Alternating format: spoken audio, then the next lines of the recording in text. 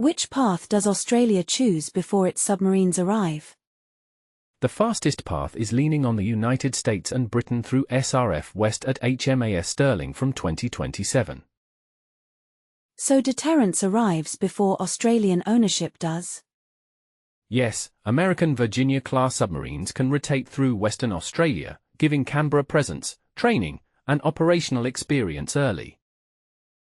That sounds useful, but who controls the capability? That is the trade-off, because the submarines are Allied assets, not sovereign Australian platforms. The alternative is building domestic capability through SSN AUKUS, Osborne, and the long road toward Australian-operated submarines. But that does not solve the pre-2030 gap. Correct, domestic capability is more sustainable, but it arrives too slowly for the near-term Indo-Pacific risk picture.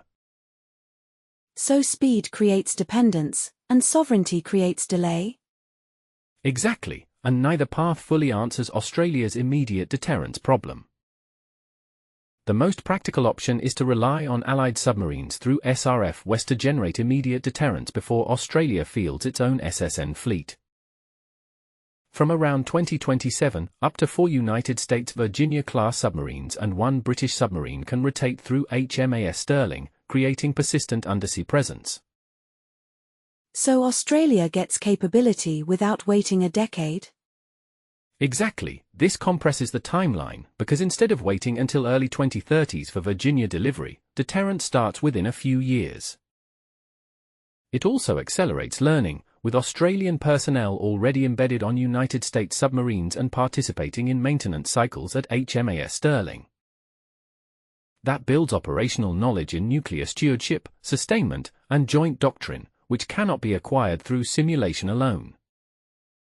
But is this real capability or borrowed power? It is both, because while the platforms remain American, the operational environment and sustainment ecosystem increasingly include Australian infrastructure and personnel. What conditions make this option actually work? What happens if United States priorities shift? This approach works, but only if United States submarine availability holds and Indo-Pacific Command continues prioritizing forward presence in Australia. It also depends on industrial capacity, because Virginia-class production is already under pressure to meet United States Navy demand. So deterrence is immediate, but not fully controlled. Yes, and that means option A looks efficient now, but it rests on assumptions Australia does not entirely control. If SRF West works, why does it still look strategically fragile? Because while it delivers immediate presence, it depends heavily on United States force availability and long-term production capacity for Virginia-class submarines. Production is already constrained, so how does this scale sustainably? The United States is producing barely over 1 submarine per year currently. Yet it needs closer to 2 per year to meet its own demand. That is correct, and it creates a bottleneck where United States Navy priorities may override any transfer or sustained forward deployment commitments to Australia. Even rotational presence at HMAS Stirling relies on submarines that are already stretched across Indo-Pacific, Atlantic, and maintenance cycles. So Australia is building strategy on assets it does not control? Yes, and that introduces dependency, because deployment decisions ultimately remain with Washington, not Canberra. What happens if a crisis emerges outside Indo-Pacific? Do those submarines stay in Australia or get redeployed elsewhere? In that scenario, they could be reassigned rapidly, because global force allocation always takes precedence over regional arrangements like SRF West. Then deterrence is conditional, not guaranteed. It is conditional, and this works, but only under stable alliance alignment and consistent United States prioritization of Indo-Pacific posture. There is also the political dimension, because hosting nuclear-powered submarines increases Australia's visibility as a forward operating node in Allied strategy. Which also increases its exposure as a potential target. Yes, and that is the trade-off, where faster deterrence comes with greater strategic exposure and less autonomous control. So option A accelerates capability, but locks Australia into external constraints. Exactly, and that means it cannot be relied upon as a complete or sustainable solution on its own. If reliance on allies is unstable, why not build sovereign capability instead? The alternative is to invest in domestic capacity through SSN AUKUS, Osborne shipyard expansion, and a long-term nuclear sustainment workforce. This gives Australia control over its own submarines, doctrine, and deployment decisions without depending on United States force availability.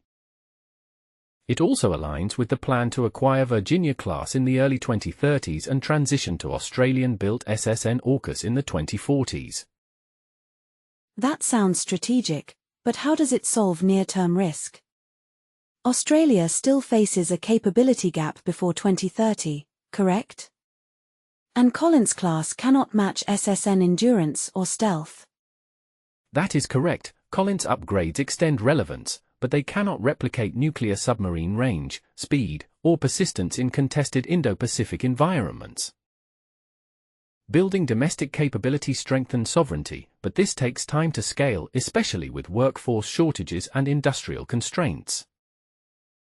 How long before Australia operates its own nuclear submarines independently? Realistically, not before the early 2030s for Virginia, and not before the 2040s for fully sovereign SSN AUKUS capability. So the solution arrives after the highest risk period. Yes, and that creates a timing mismatch where strategic need peaks before capability matures.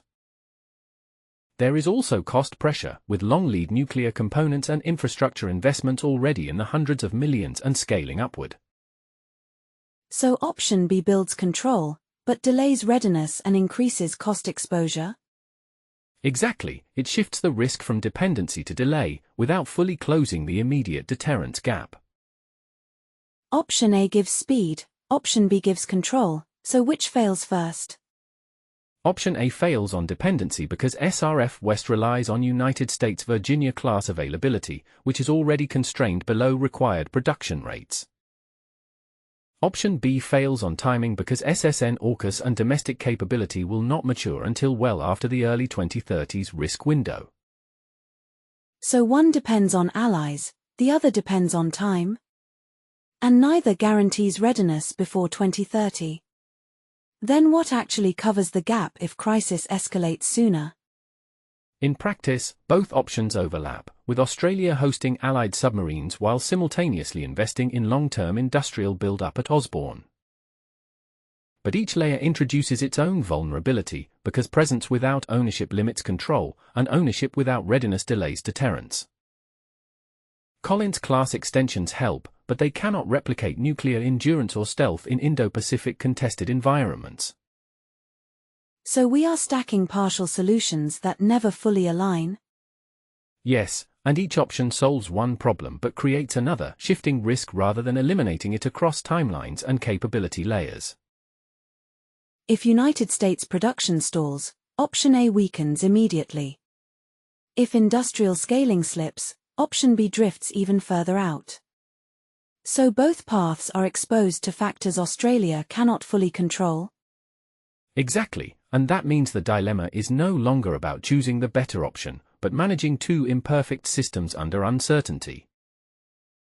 The real constraint is structural, where geography, alliance dependence, and industrial limits intersect beyond any single decision. So there is no clean choice left for Australia now? Speed brings dependence, sovereignty brings delay, both carry risk? Yes, because both pathways are constrained by the same structural limits of alliance reliance and industrial capacity. Whether through SRF West or SSN AUKUS, Australia cannot escape the gap between immediate threat timelines and long-term capability build. So the dilemma is not which option works better. It is that neither option can align time, control, and capability simultaneously under current conditions. Before 2030, deterrence depends on United States Virginia-class presence, while true sovereignty remains decades away. Then Australia is managing risk, not solving it. Exactly, this is a strategic trap where each decision shifts risk across domains rather than removing it. The constraint is deeper than policy, it is structural. No perfect option exists. And unless production capacity, alliance dynamics, or timelines fundamentally change, this trap persists. So the real question is no longer what Australia chooses, but whether the structure itself can change.